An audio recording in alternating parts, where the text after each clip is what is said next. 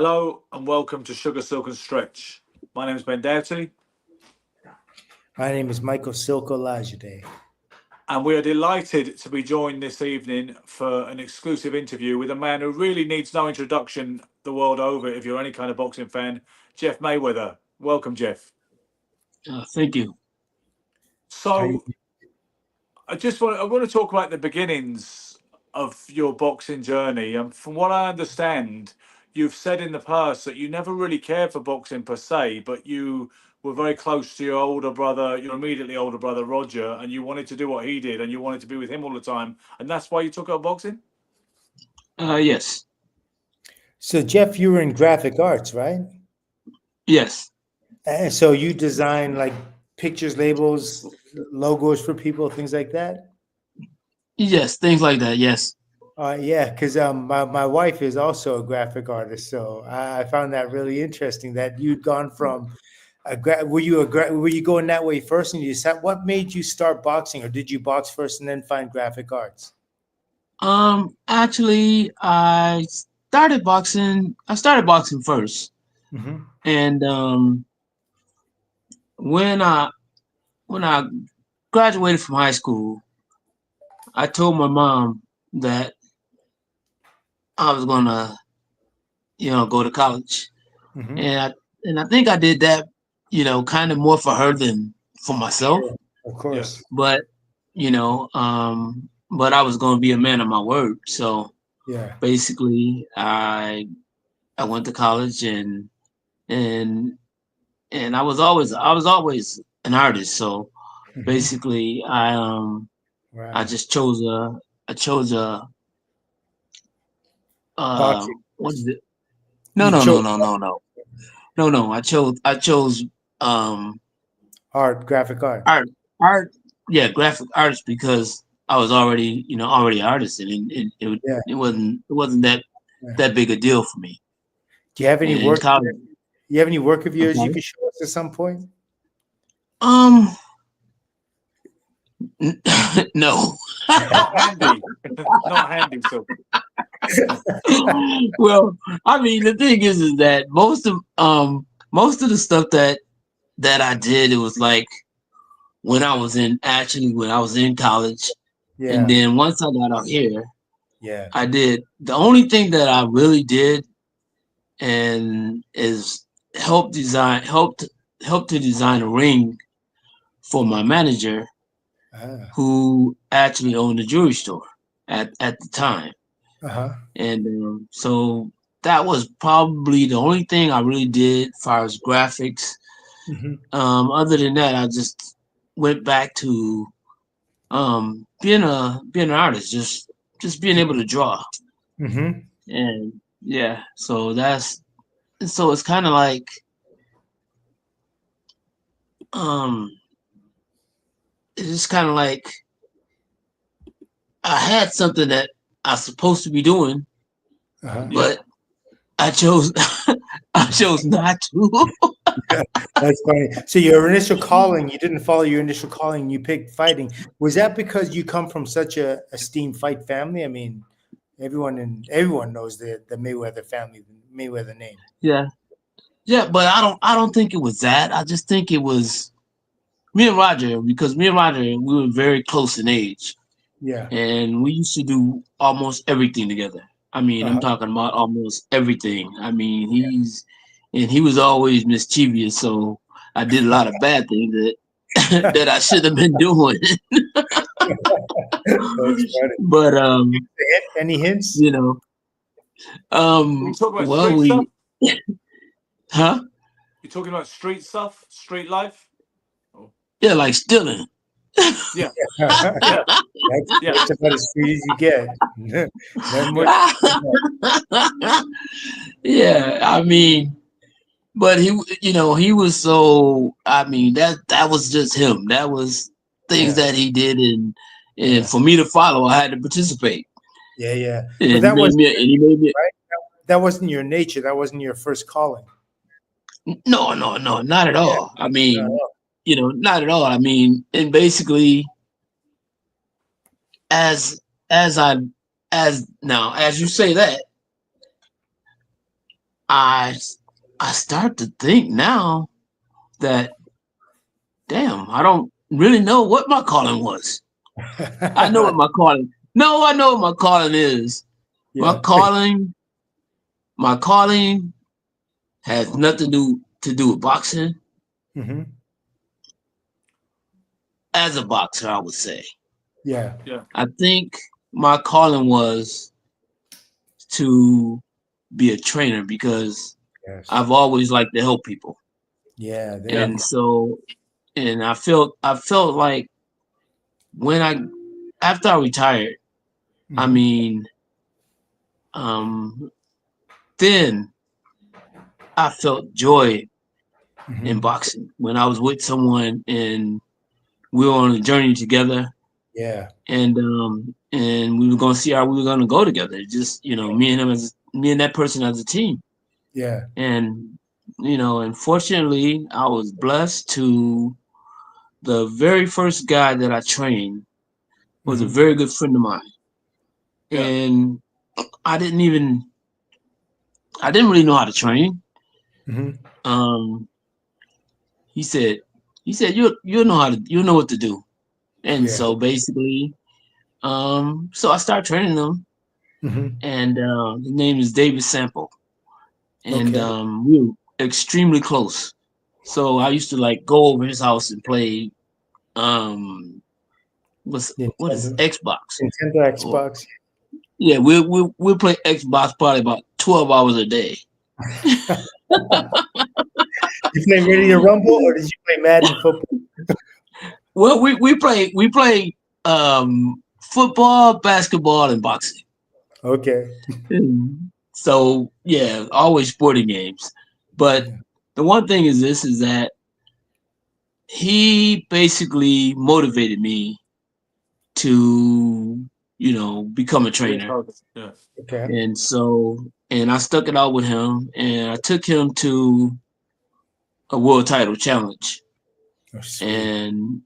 And I said to myself, then I said, well, maybe this is what I should be doing, Hmm.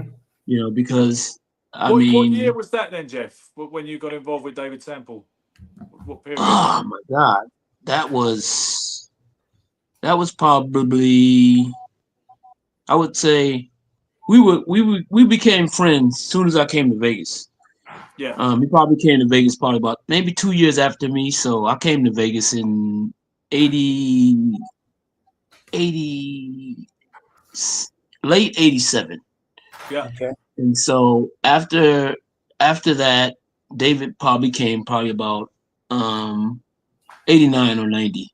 Hmm. Yeah. And he lived right down the street from me. And me and him became inseparable. And so we did everything together.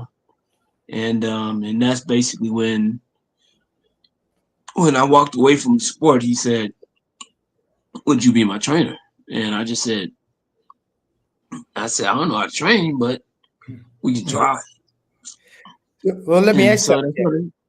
Uh, so, Mm-hmm. so, so when you take a fighter and you teach them, is the first thing is the most important thing for you to teach them how to jab? Like, what's the most important thing you teach them initially? Yes, that's it. That's the. I think that's with most coaches. That's the very first thing Hmm. that Yeah. you teach a fighter because that's the most important weapon that you have. That And Jeff had actually a controls beautiful the jab, fight. by the way. Jeff had a beautiful jab. Yeah, I've seen him of before, course. but I was watching him again today in anticipation of this audience. And Hmm. Jeff had such a beautiful, quick slashing jab. So what it is, what's going on here, Jeff, is that Michael No, Olajide that's not here. what's going. He That's not he what's he's going. right. Hang on, wait. Michael Olajide here. He's quite fond of swimming against the stream. He's quite fond of he's got some views on things which are quite alternative, and he's got this notion or theory that the jab is not the most important weapon necessarily, and that's why he was feeding into you there. Tell me it's not so, Silk. No, I wasn't feeding into it. I was asking his opinion of it because, first of all, if you let me elaborate on the subject, I wasn't exactly gonna say that, but since you brought it up, now I have to go into it. Go on in. Now if look at it this way, Jeff, if everybody taught their fighter that the most important punch is in boxing, then wouldn't every teacher be teaching their kid how to counter that punch? Because it's so predictable. Now look at the greatest fight. What we consider, a lot of us consider the greatest fighters of all time, Roberto Duran, even Sugar Ray Leonard.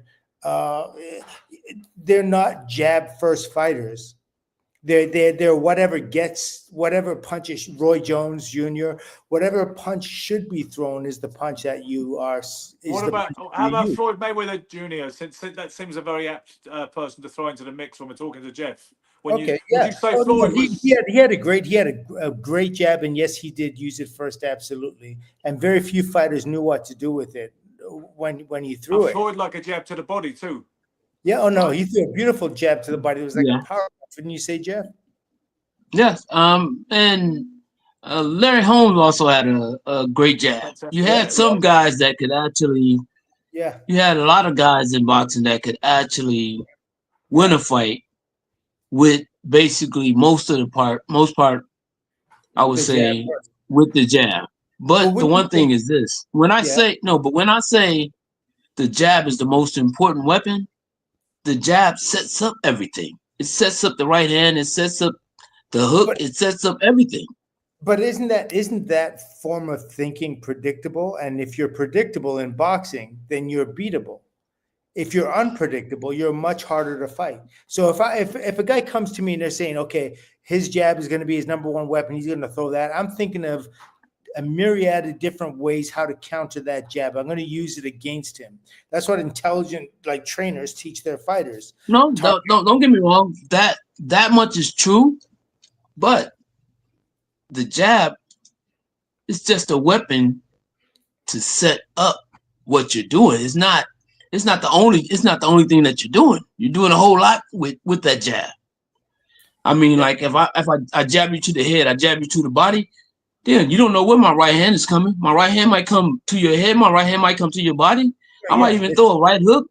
You know, I mean, so that's what I'm saying when I say a jab is the most important weapon, because it leads everything. It's the first thing. So let me ask you then. Let me ask you then. If I were to lead with a right hand, right? Is that more difficult, or is that easier to deal with, me leading with a right hand, than it would be me leading with my jab? If you can see it is. Well, I mean, the one thing is this. I won't say left, I won't say necessarily right hand. Let's just say your power hand. Okay, because your power hand, it could be left or it could be right. Yeah. So the thing is this, is that I think that being able to jab is extremely, extremely important. I mean, because most of the time, if you got a guy that's just throwing big punches, if you got any instincts or any type of defense, you're not going to get hit by him. Well, I mean, look at it like this. Remember Aaron Pryor and Alexis Arguello? Arguello had one of the greatest jabs that you're ever going to find, to see. And Aaron Pryor was not a stick and move fighter generally. He wasn't lead with the jab first. He's a whatever fist is going to get me a point, or whatever punch is going to land on your face is what I'm going to throw. I'm not going to go by the paint by numbers book of boxing. I'm going to hit you. I'm going to slip here and come with the left uppercut. I'm going to drop here and come with the overhand right.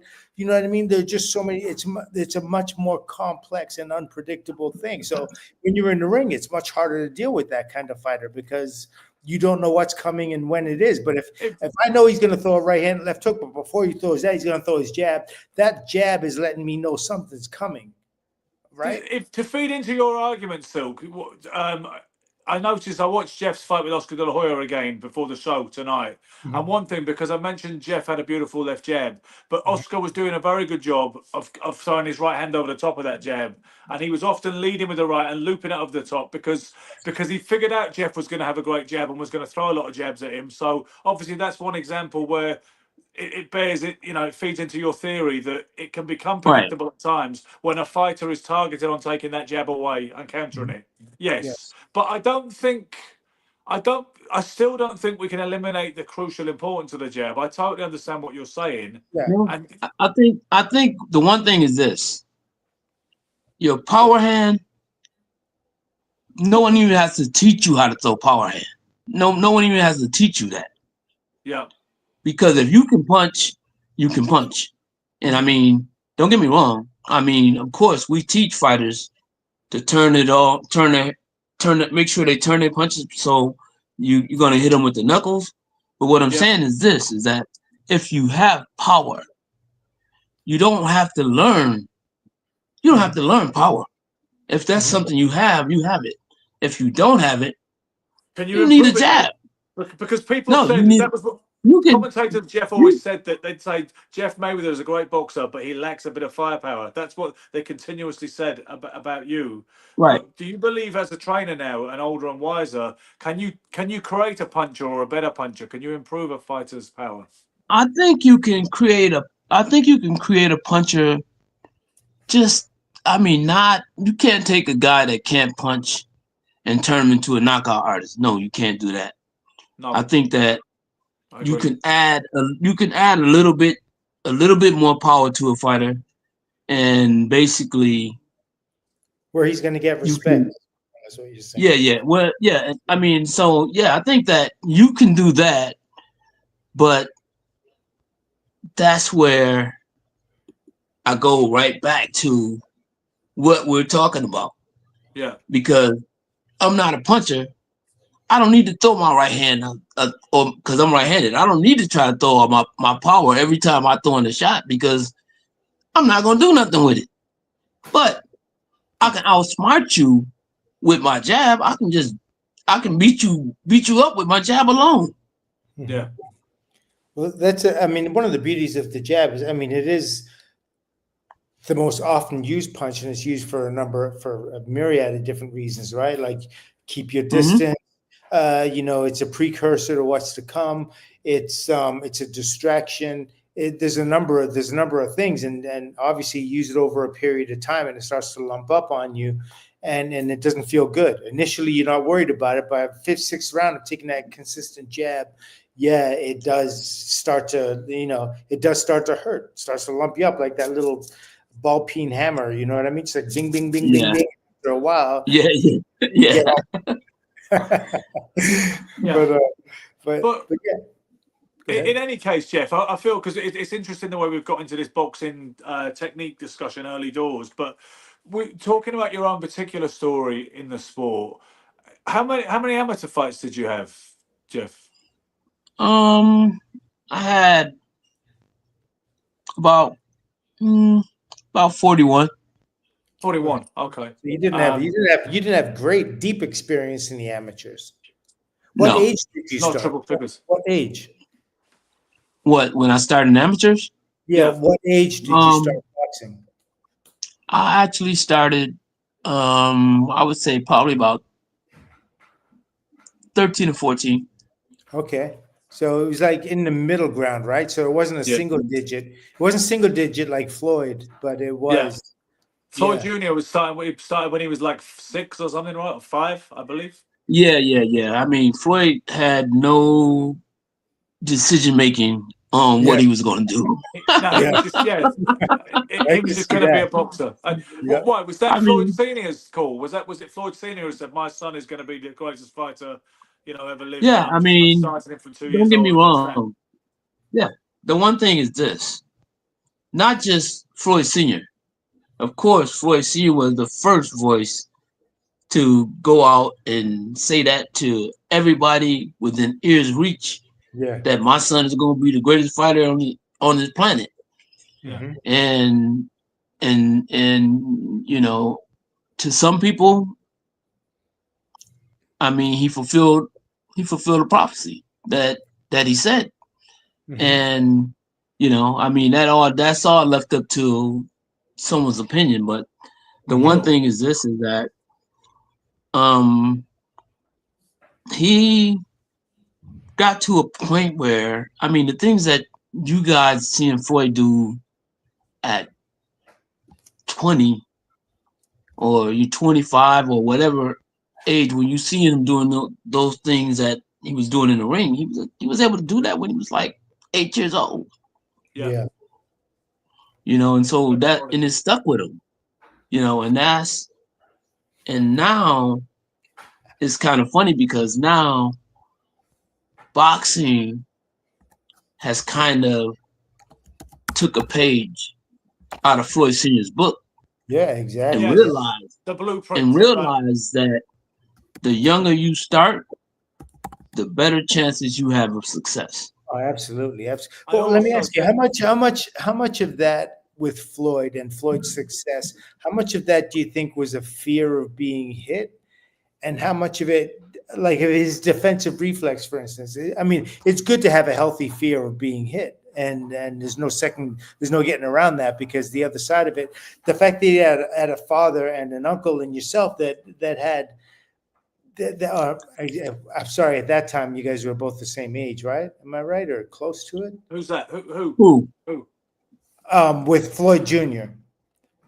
Like, what's the age difference between you two? Me and his dad? No, You Junior. Junior. Oh, me and Floyd. No. Floyd's 64 40. and He's 50. He's 40. 1964. He's 45 now, I think. Yeah, so So 60. yeah. Yeah, 45, So 60. So you used to, okay, yeah. So, but how much of that is fear of being hit? Like his defensive reflex, he was taught.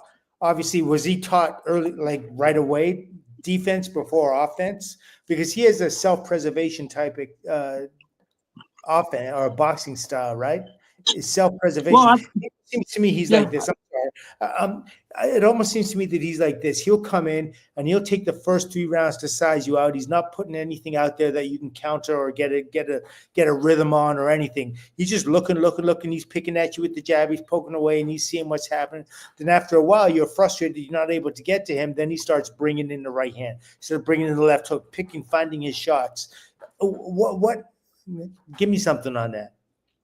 Well, it's funny you said that because that is the one thing that Floyd does. He find your weakness, Yes.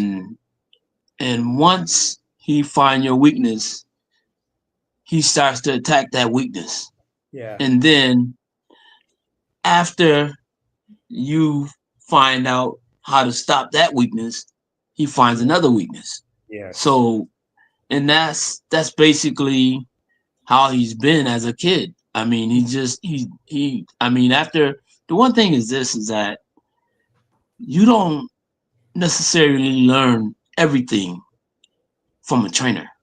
Yes. No. Sometime you're born with instincts.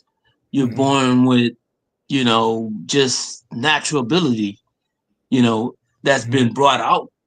That's Yes. been Yeah. brought out of you because of someone who's taught you and who has you know cultivated you. Mhm. Absolutely. I think it was one of those things. Yes, Floyd Mayweather was as great as he was, partly because of his rearing and the dynasty, but some of it would have been God given and simply his own, including his boxing IQ.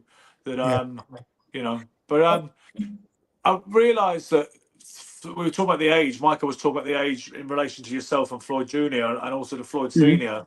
I believe that your older brother Floyd Senior was 12 years older than you, so I guess 10. that by the time, sorry, 10. I thought, yeah, okay, 10 years Yeah. older. correct So him.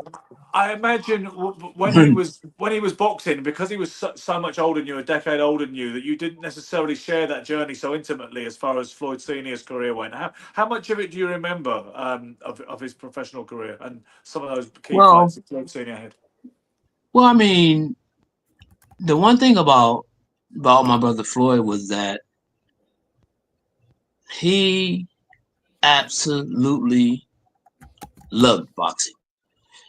Mhm. He actually um this is how he got into boxing. He got into boxing because he had a teacher when he was like probably about 13 or something. Yeah. And he basically this teacher had was kind of like fighting one of the students, and Floyd said, and he told him stop. He said stop. You're too old to be doing that to this kid.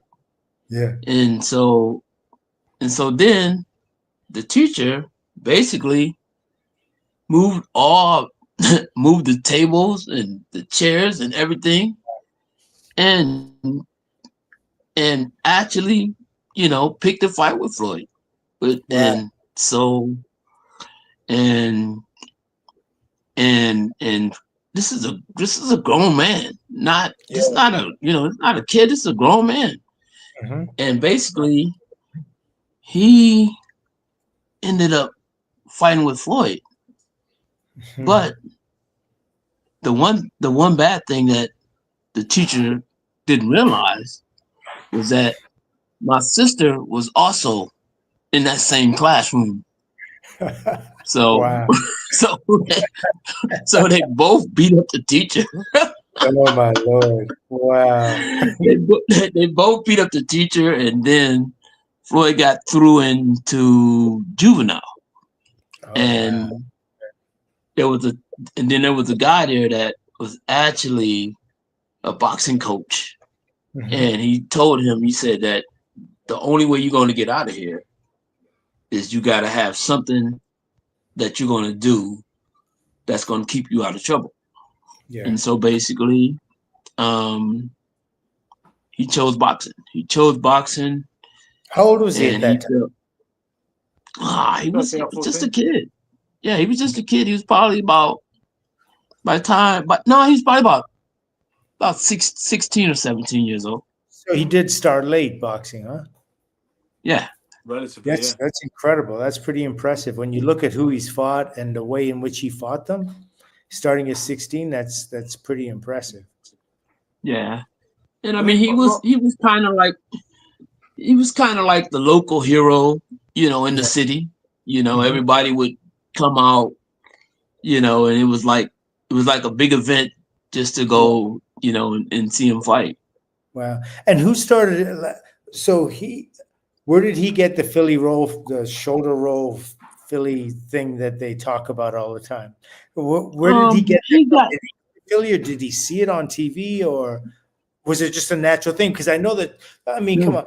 Well, you both, know this very well, Jeff, and there's just some things you do naturally that you've never seen before, and you do it, and right. it's because you do it out of necessity, and then they end up making a move out of it. And maybe a fighter had done it 50 years ago, but you didn't see them do it, but you're doing it. And like I never knew coming out of Vancouver what a Philly shoulder roll was, or the shell, or anything like that. But I've Well, done it at times against fighters because it was just seemed like a necessity, a yeah. natural. right. Yeah, but the one thing is that he was actually taught. He was taught that by one of his trainers, because Yeah. once he turned pro in Kalamazoo. That's like a small state Yeah. in Michigan. Yeah. And basically he learned from I forgot the coach's name, but that's who he learned it from. And like I said, one thing with Floyd Senior, he was one of those people that you tell me something or you show me something, Mhm. I'm gonna be able to do it. And that's basically what he did. And so he kept that, Mhm. and like I said, I mean, he fell in love with boxing, and he fell in love with everything that came with boxing. Yeah. And so he fell in love with what they call the Philly shell, which we call the shoulder roll, because I didn't know nothing about it being the Philly shell until somebody just happened to say it. Yeah. I thought it was called, I thought it was the shoulder roll. That's what, Yeah. that's what we thought. That's because, Yeah. I mean, far as my family know, that's the only thing we ever called it. Exactly. Yeah, that's what I'm saying. It's like it just happens to be a natural thing you do when someone throws that right hand at you. You sort of like Yeah. you deflect it and you raise it up on your chin. All of a sudden, you know what I mean? It had the Philly popularity with it. Now, I didn't want to stay on Floyd too much. But I got to ask you while you're here. I'm sorry, Ben. I don't want to jump on your question either. I'm going to give you full reign after this. But I wanted to ask you, how does Floyd Jr., in your opinion, how does Floyd Jr. beat Thomas Hearns, Duran, or Leonard? Can you give me the visuals for that if you believe he does or can? I think that out of those 3 fights, I think Ray Leonard would be the best. Would be the best or the hardest fight for him to win. Okay. Because one thing about Tommy Hearns is Tommy Hearns was a big puncher, but at the same time, a big puncher for a guy like Floyd doesn't mean anything because he can easily make that big puncher tire himself out, and once he gets tired, that's what he did with Diego Corrales. Diego Corrales was just a bigger puncher, just like Thomas Hearns. But there's a difference between Tommy Hearns and Diego Corrales for so many reasons. It's fair to say, right? That's not the same thing. I understand. No, don't get me wrong. No, what I'm saying is, I'm talking about power. I'm not talking about necessarily the person. I'm just saying the power. Sure. But what I'm saying Tommy is that Hearns punch harder. Tommy Hearns is a bigger guy, naturally bigger guy, a harder but more devastating puncher than Corrales, and he's a better boxer than Corrales as well. I mean, who outboxed Tommy? Who outboxed Tommy ever? Yeah, that's a difficult. That's a Do difficult. you know what I mean? So And more I'm than just anything, playing devil's advocate. when you take Tommy power and you multiply it with his reflex, you know what I mean? Like he's a handful for. You know what I mean? Usually reflex fighters are lighter punching fighters, but for someone to have those reflexes and power at the same time is like that's monstrous. And I think that's why his power translated all the way up through to light heavyweight. But I'm not here to argue his point. I just love to hear how you would see him faring, Floyd Jr. faring against the big 3 at welterweight. Yeah, and I think Tommy's the harder fight than Ray. I mean, obviously, I'm a massive Sugar Ray Leonard fan, but I think he's got a better chance with Ray, regardless of how it would have come out, than he has with Tommy. That's the way that's my take on it. Yes. And okay, well, with Roberto Duran, I think Roberto Duran would probably be the easiest. Because Roberto Duran was easily outboxed by Ray Leonard.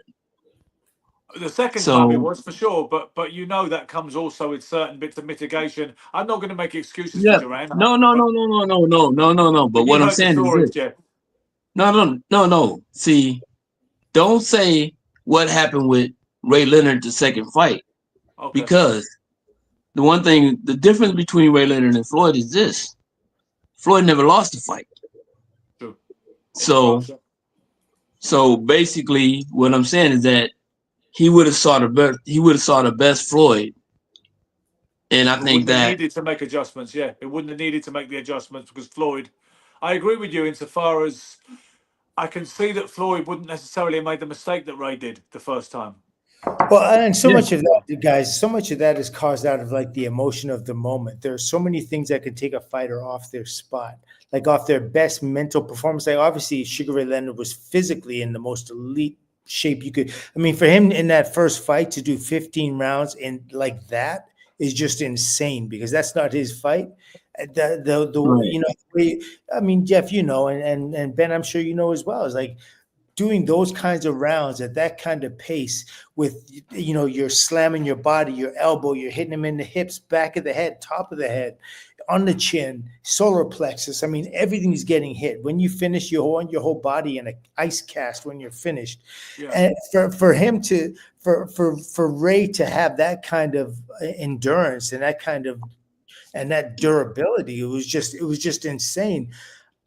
But when he But when he said, okay, this time I'm going to listen to common sense and I'm going to get in there and get up on my toes and box him. Obviously, Floyd never had to do that. But is it also fair to say that Floyd had never fought anybody quite like Duran? No, he didn't. It's Um, fair to say. well, don't get me wrong. The one thing about boxing is this: you can't choose Who's in who's your going to era? be in front of you Yeah, Yeah, absolutely. in your era. You Yep. just gotta fight who's ever in your era, Yes. and And basically, and so don't get me wrong. I do think that probably was one of the best eras in boxing, mhm. sure. but at the same time, what you do, the only thing that you can do to really say, okay, well, if you fight this guy, is that you got to find a guy from the same era as that person, and then you match them with the fights that he did against the person that fights like that person. Mhm. Yeah. Yeah. And so I mean, and so basically kind of kind of what I'm trying to do in regards to Floyd facing Roberto Duran or Ray Leonard or Ray or and I mean and the one thing is this is that you know great fighters have off nights too, Yeah. Mhm. you know Yes. Yeah. and Yeah. Yeah. so I mean yes, I mean and the thing is that like with Ray, I mean I don't necessarily think that he had an off night. I think he kind of like you were talking about how brave he was. I think that the one thing is that I think he was a little shook about Duran, because Duran was a complete fool. Feral. Yeah, and he insulted his wife and all that kind of thing, and he insulted his manhood. And the Yeah. thing is, also, Jeff, I think I think Ray thought that he was the bigger guy. He was the natural welterweight, and I think I think Angelo Dundee also encouraged him to say, "Stand your ground, stay there, show him that he's Right. just a lightweight, etc., etc., etc."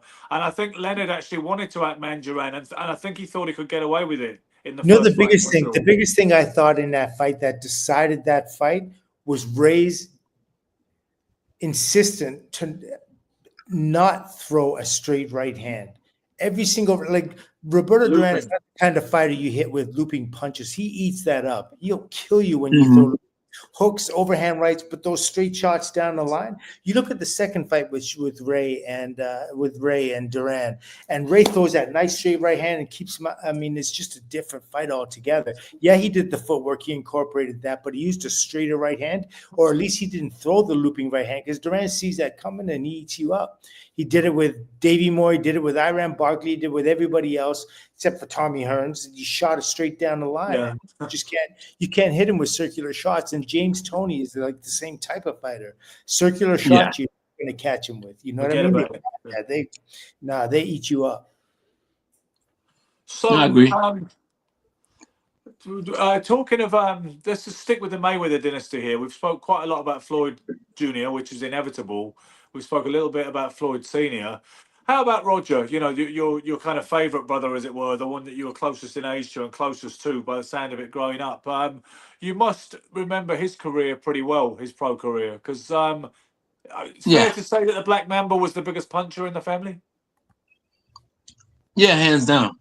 Yeah. I So mean, he was the one thing with Roger was this. Even as we were kids, he was that type of kid that he wanted a big challenge. He wanted, when when we were in the gym, and he was only fighting at 130 some pounds. He actually would fight guys that weighed 160 like it was nothing. He even took real fights yeah, with a fake way name. to be. He had Well, he had a fake name that he was using, but he was fighting at he would come in and win like 130, about 135 maybe, In the and he amateurs. was fighting. Yeah, in the Yeah. amateurs, he got Yeah. because he ended up getting kicked out of the amateurs. Oh Got yeah, tell kicked us out of about the that. amateurs because well, he got kicked out of the amateurs because he got to the point where every time he would hit a person right after the bell, and Yeah. he would knock guys out right after the bell. Yeah. Yeah, that's funny. So he got disqualified and banned from the amateurs, yeah? He got banned from. That's what happened. He got banned from the amateurs, and then he Wow. would start doing fights under a fake name somewhere else, even though everybody knew who he was. But he Yeah, still yeah. would go. He would go but he would have to fight much bigger guys.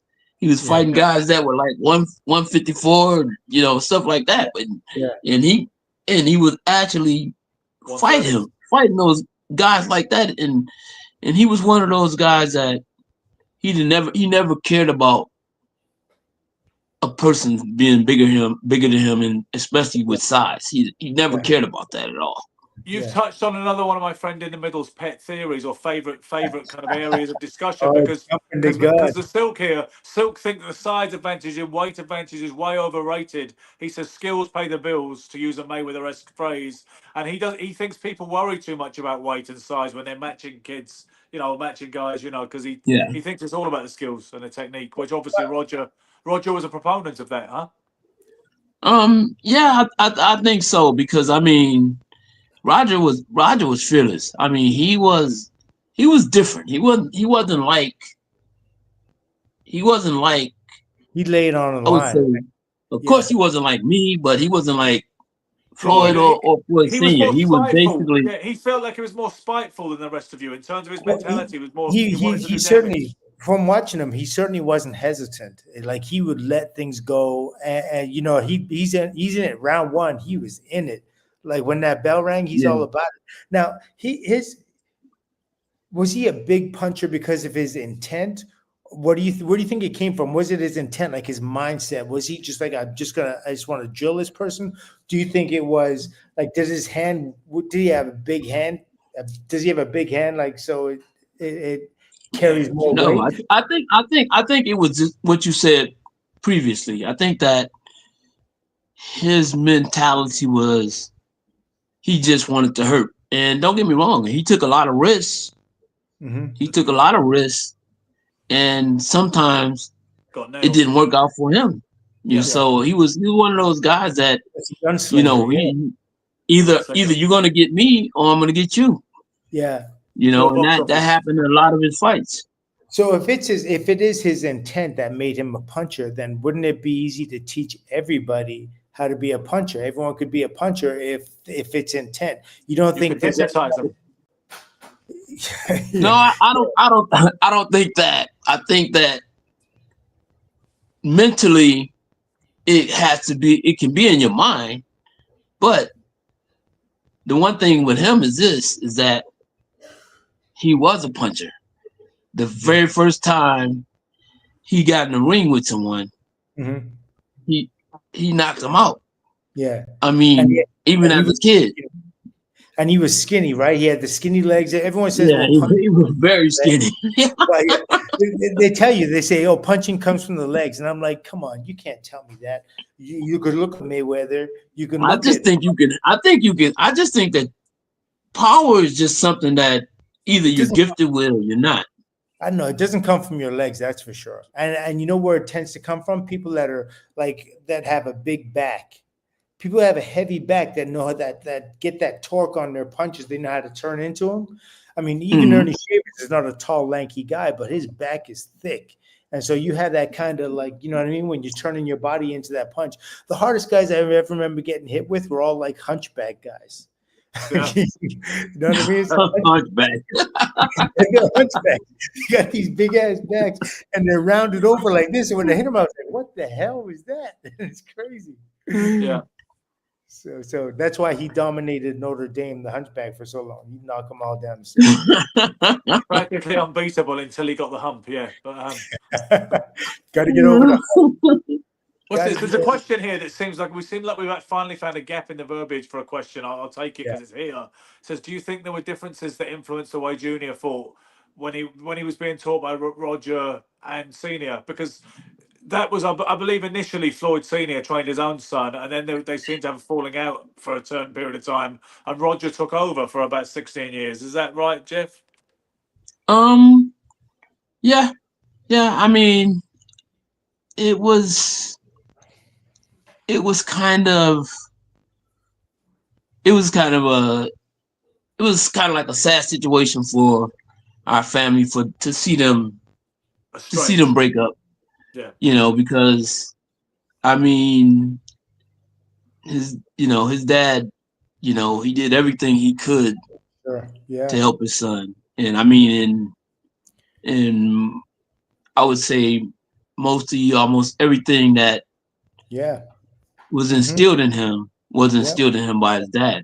Yeah. And but the one thing that I think that happened, and what kind of tarnished their relationship a little bit, was that as a father,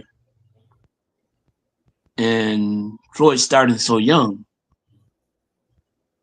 the father has a tendency to think that he's always going to be able to speak to you in that same way. Sure. Yes. And basically, and because what ended up happening was I had already, because at the time I was managing Floyd, and so basically what I did is I told Senior, because he was locked up, and I just told him that, whenever you get out, you're gonna have your job back, and Roger knows it. We all know that, and so basically that ended up happening, and Roger stepped aside and had no problem stepping aside or anything, but they had a training camp in Big Bear. Yeah. And they got into a huge argument. Got to the point where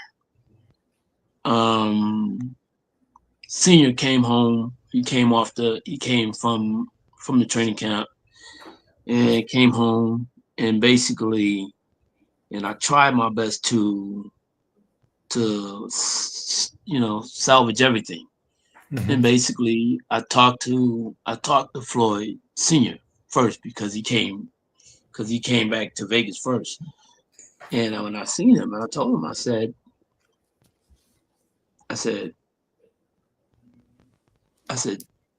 one thing you got to realize now,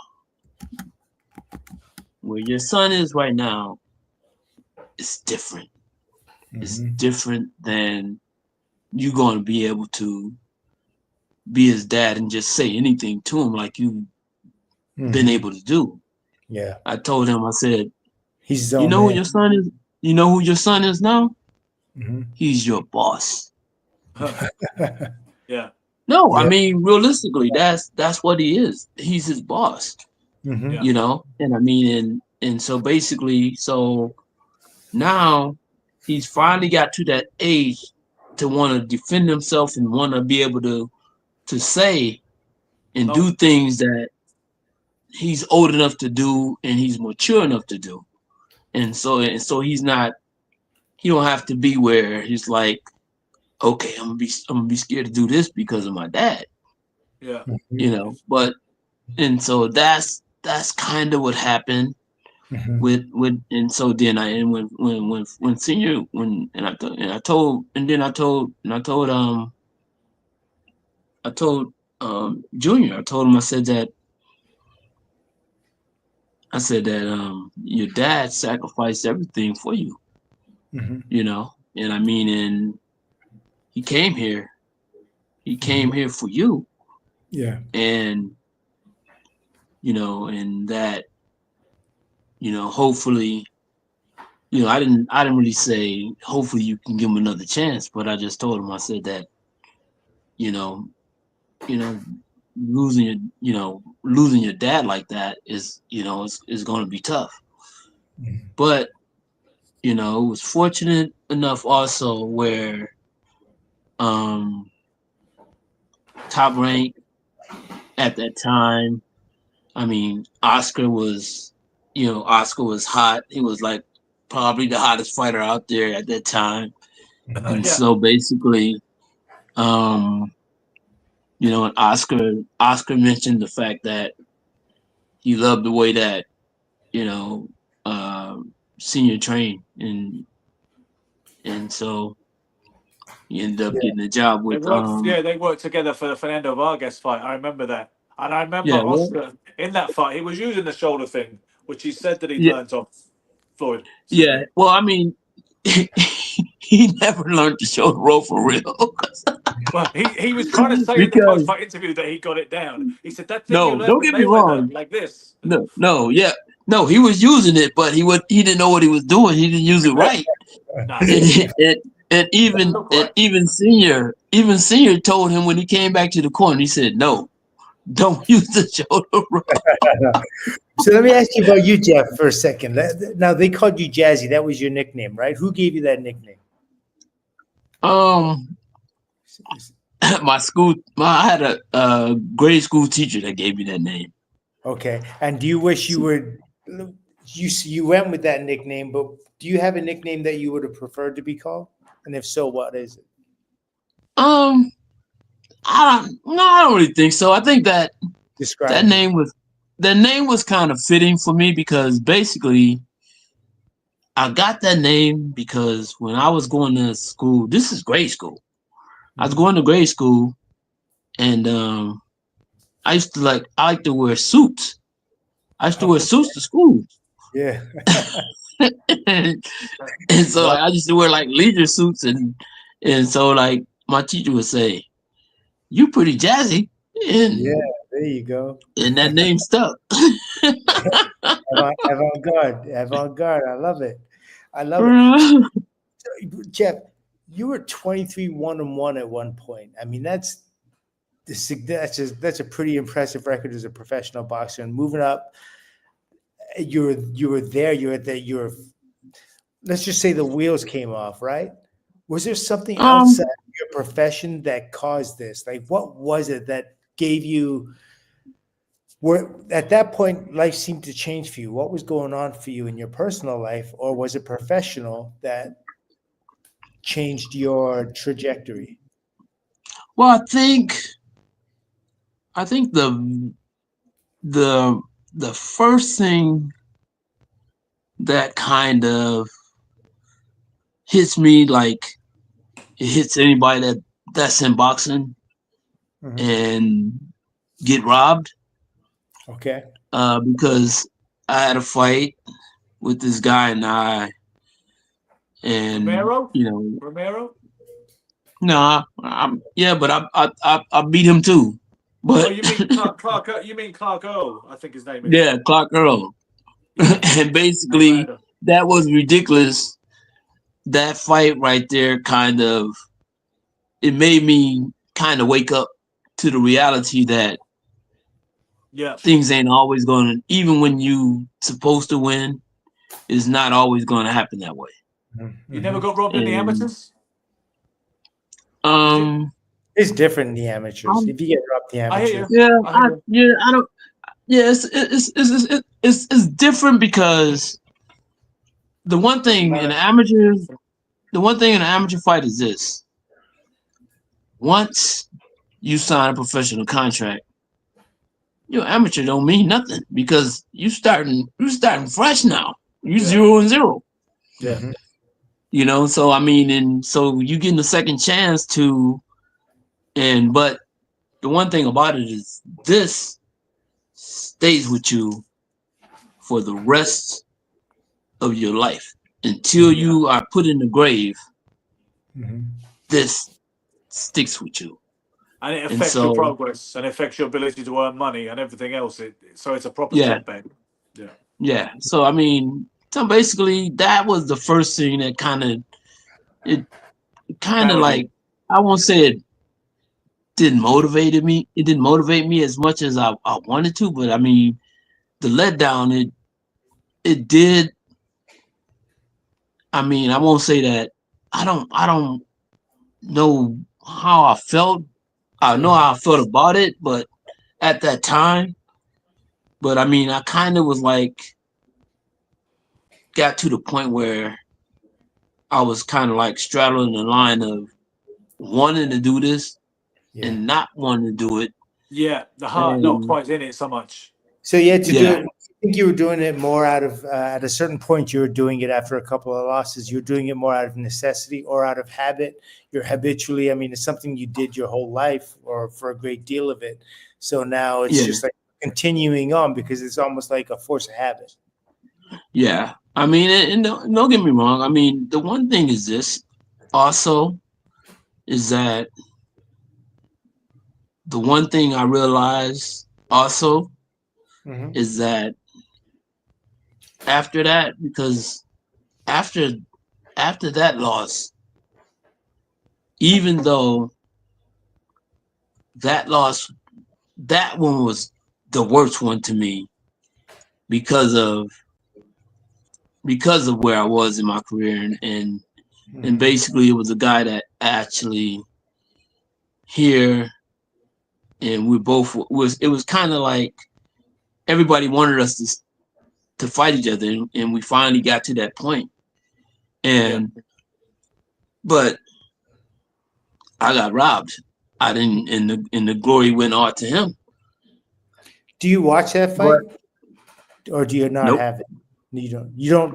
I don't, Do you I don't, have I access? don't have it. I don't have it. And if I and Burn if it. I did have it, I probably wouldn't watch it, or I probably would just show it to my friends or somebody to Right. let them know that this is what really happened.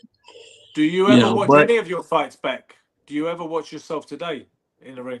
um, not really. Every once in a while. I mean, like I said, to me, boxing was a choice that I made to actually just be around my brother.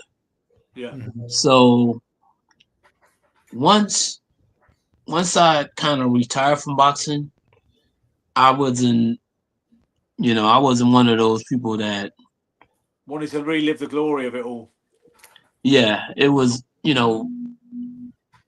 what was more satisfying to me was to help someone else Yeah, in their journey, it and really is. basically, Yeah, I was blessed to do that yeah, with, with some good fighters. I Yeah. mean, I did it with Shannon Briggs. I did it with Sultan Ibragimov. I did it Yeah. um with Celestino Caballero. Yes. Did it Good fighter. with, yeah. How, Did it with, how hard is it to work with those gentlemen just physically? Do you do the mitts a lot? And if you do the mitts a lot, how do you? Because I distinctly remember Jerry Cooney with Victor Valley when I came into Gleason's gym when it was over there by Madison Square Garden. And Jerry Cooney's 6'6", and Victor Valley's probably like 5'6", 5'5", 5'4", and he's holding the mitts for him. And I'm just looking at him like, how does that even translate? Because he's holding the mitts down here, and right, then real low. there. He was And training to fight Dwight Muhammad Cowie. well, yeah. So I just, Yeah. that kind of dynamic didn't make sense to me. How did you give them? Because you want to get as close to the fight as possible, right? You want it to be as realistic as possible Yeah. when you hold the Yeah. mitts. I mean, But how did you no, handle when I that? held the mitts, when I held the mitts for like Shannon, And then Bragimov. and it is funny, when I held the mitts for Shannon Briggs, this guy, I mean, this guy was, oh my God, he could punch. Yeah, So, I mean, every single punch that he threw, I hit had that. to be careful. Yep. And but the one thing about it was that I knew that also, because because of the fact that I had to hold the mitts a certain way for him. I Mhm. had to, I had to hold the mitts up for a guy that's almost like at least 6 foot tall or higher. Ah, And so yeah, basically, most of the time I was giving him mitts from right here, as yeah, opposed to right here where I can catch the shots and catch the shots strong and Yeah. not get myself hurt. hmm And but after a while, you just you got to make those adjustments and you find out what works for you. yeah. When you talk Interesting. about what works for you in the peds, and I know some coaches sometimes suggest that mitt work is overrated or maybe a little bit overused and over relied upon, but the Mayweathers are famous for that kind of style of particular style of mitt work. Where did that come from, Jeff? The Well, Mayweather I, style on the peds. I think that once people saw Roger do that, Yeah, he was first. Yeah, everybody decided to do it, Yeah, and absolutely. now everybody's doing it. I don't care who it is. It's yeah. crazy. I don't care. I don't care how great that trainer is supposed to be or whatever, and he might be great.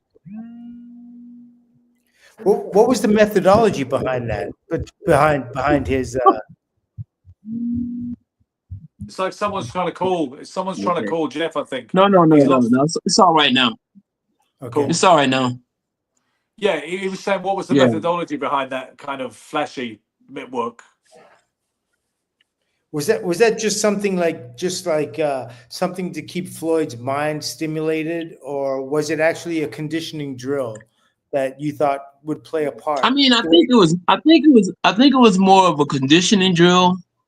But the one thing is this: is that a lot of the stuff that Roger showed Floyd, he actually did it in the ring, Yeah, and you won't see it. You won't see it, or you wouldn't even notice that he did it in the ring yeah. unless he showed. Because you could. It's funny because I was just looking at Roger doing some mitts with this guy named Chris, and he did it right before Floyd fought Diego Corrales, and hmm basically he showed he showed exactly what he wanted Floyd to do in that fight. And basically what he did, he went and showed where he faked like he was throwing a hook to the body, but hmm he ended up throwing a hook to the head. Yeah, And Yeah. basically in that fight, that's when Floyd did the exact thing that they worked on, and he nice. actually dropped Corrales with it. Yeah, beautiful. And so sometimes it just looks like like you're showing off or whatever, but Party piece. Yeah. Yeah. But there yeah, was but method in it. at the same time, it's sometimes some method to that madness. Yeah, Yes. Because I I mean, always, it's just like sorry, go ahead. no, go ahead. No, I was going to say that whenever I saw Floyd do them, the first thing I always say to people is, first of all, he knows how to fight. You know what I mean? Like he knows how to legitimately fight. So he's doing the pads and he's just like this over and Just over gonna again. go. Sometimes that's Someone's trying to call. I eh, think. is that your phone, Ben? Not mine. No. Are you No. sure? Absolutely positive. No, that's mine. Don't worry about it. It's gone Okay, now. yeah, no, we're good. Yeah, I forgot to Yes. tell y'all. I'll probably get about 5 or 6 calls. Yeah. Yeah, it's good. You're in demand. I like that.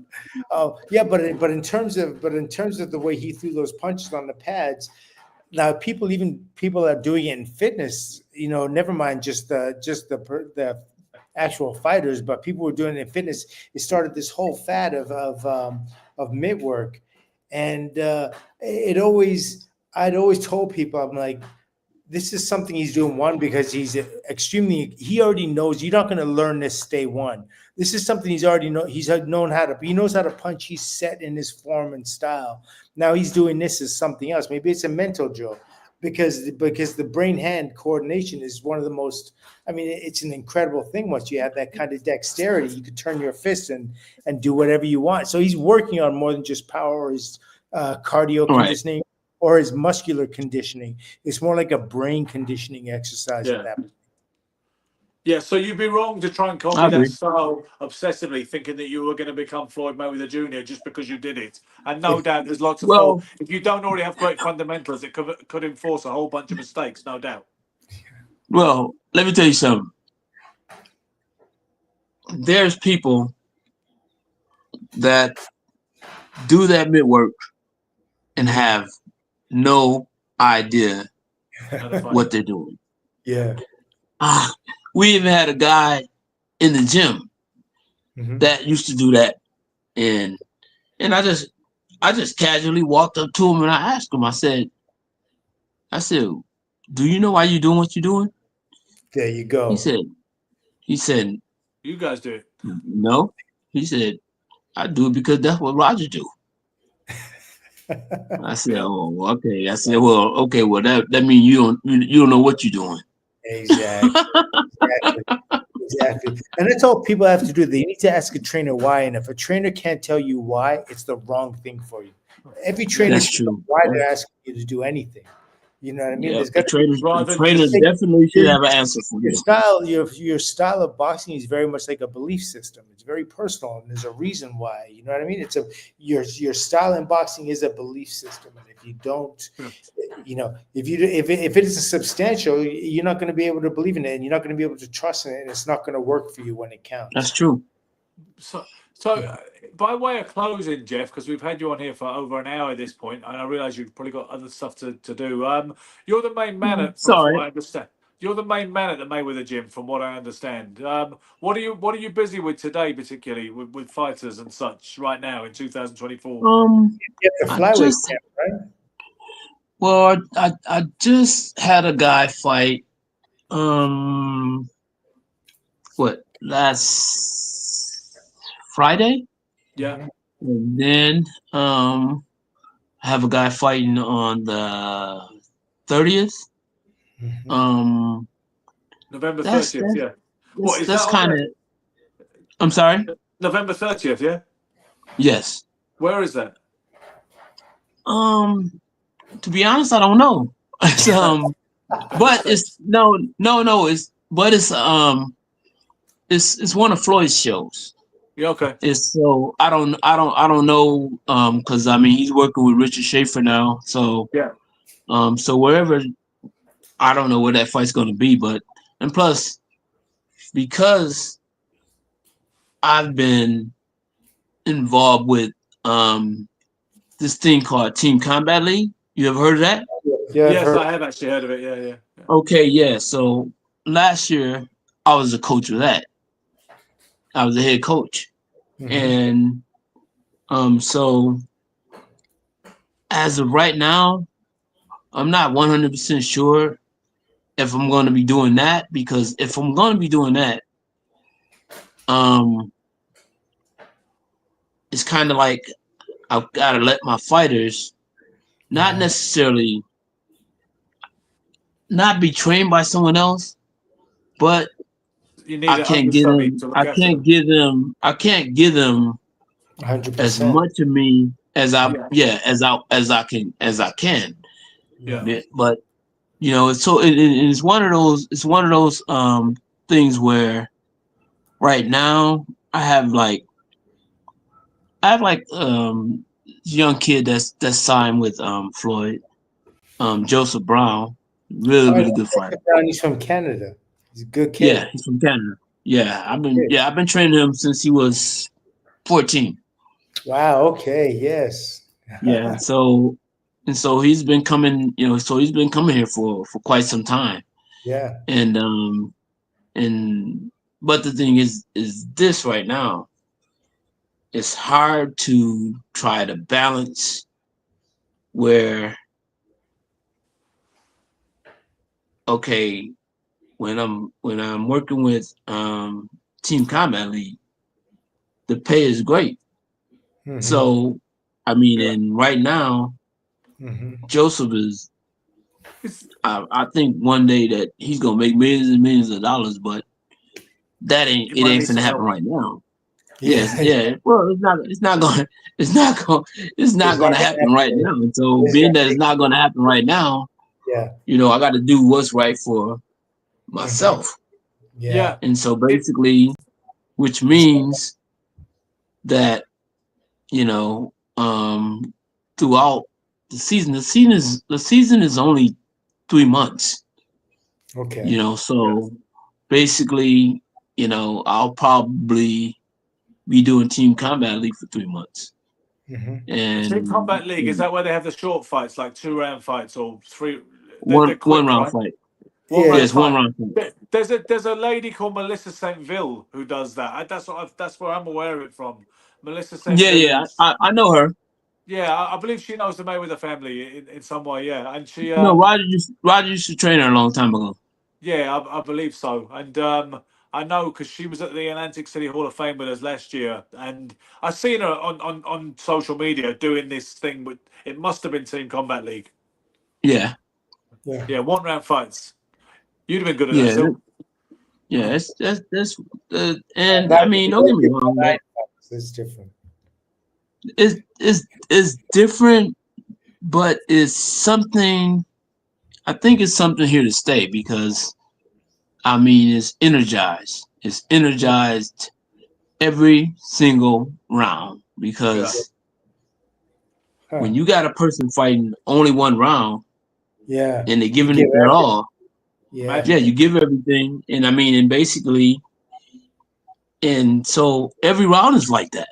And But with it's every round is like that is It's exciting, action packed. yeah, yeah, yeah. because But the one thing is this. don't you need that drama though? Don't you need like that the ebb and flow that how it goes shifting tides ebb and flow whenever you see No, that I'm fight? not. I mean, don't see the one thing you got to realize is this: no two fights Like the are ever same. the same. Mm-hmm. So, but True. the no two there's never two fights that are the same. But the reality of it is this: the two fighters that's going to be in that ring Mm-hmm. is going to give you Yeah. 100% Yeah, that's of what true. they got. That's true. True. Got it. And I You was look. like, yeah, it was Yeah. kind of funny because the first time I went, because I went before I became a coach, Mm. and and um and one of my fighters also is like the president of one of the fighters I used to have a long time ago. I trained a long time ago, Mm-hmm. Dewey Cooper, and Mm-hmm. he's like I know the name. Yeah. yeah, he's the president of Team Combat League, Mm-hmm. Okay. and so it's kind of like um it's kind of like it's very exciting, and I didn't know how exciting it was until I So you got went. involved.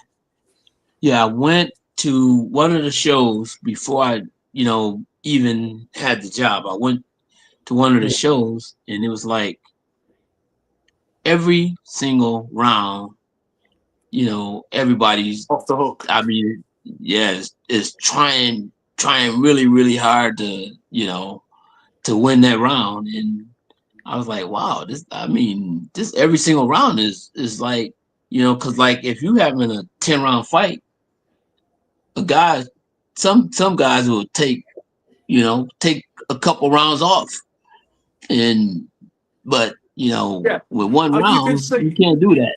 I mean, that maybe that's why the UFC and things like that have had an impact in later years because people have also audience might have a shorter attention span. But on the subject of short attention spans, I think the stream's going to cut out if we don't find a graceful way out of it within Oh, 1:15. okay. So yeah, because it has a time limit on the show for some reason. It's beyond my control.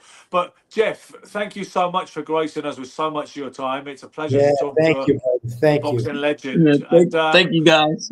I'm aware that you want to come to England at some point. Maybe we can do something about that one day. I'll be in talks with some of your Um, people, and we'll see what we yeah, can do. that'd be nice because I was supposed to do it doing right around the pandemic. I was Yeah, supposed to be out there doing a seminar.